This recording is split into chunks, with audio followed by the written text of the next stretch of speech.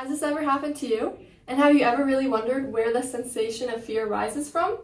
Listen to these 3 theories that attempt to explain your emotional response. The James Lange theory says that our emotions are based on our perception of our automatic bodily responses.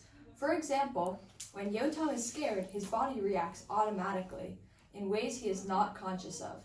His fists clench, his spine straightens, and his knees tremble. After these reactions, Yotam might see his clenched fists and straightened spine and say, "Oh, I'm scared." The assessment of emotion comes after the body's automatic response. Schachter's theory is similar to the James Lynch theory with a few tweaks. This theory says that the perception of bodily arousal is one factor in the response, but in Schachter's theory, the predispositional responses and sensory reaction to the event and its environment determine the type of emotion, and the perception of bodily arousal determines the degree to which that emotion response occurs. The perception of the clown as something that is scary and something startling creates the feeling of fear. "It's a clown. I'm scared. I'm absolutely petrified." And the perception of your physiological response, such as the pounding of your heart, literally jumping when startled, and more responses to the stimuli determine the degree of fear that you feel. "My heart is pounding, and if I could have jumped, I probably would have. This dictates an incredible level of fear."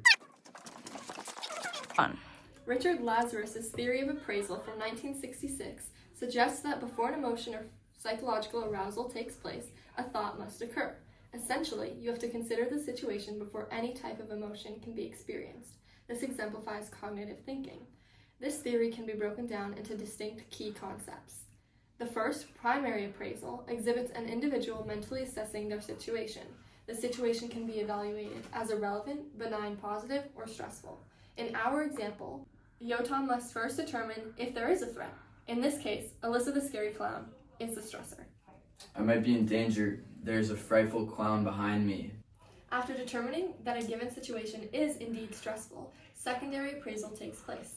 The individual assesses their resources and options for coping with the situation.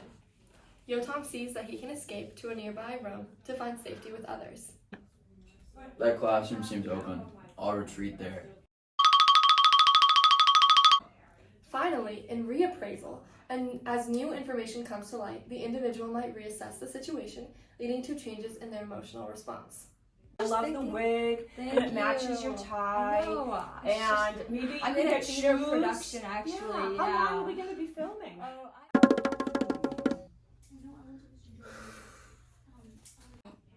What's important to note is that the emotional response and physiological arousal occur simultaneously. For instance, Yotam becomes stressed emotionally and experiences an increased heart rate and sweating at the same time. Neither occurs before the other. The differences between these theories have to do with the order and degree to which both our automatic bodily responses and cognitive perceptions lead to our emotions. As you can see, James's theory says our emotions are only caused by our bodily responses. Schachter says that it's a mix of the two, our perception of the event. For example, perhaps we're scared of clowns from watching the movie It.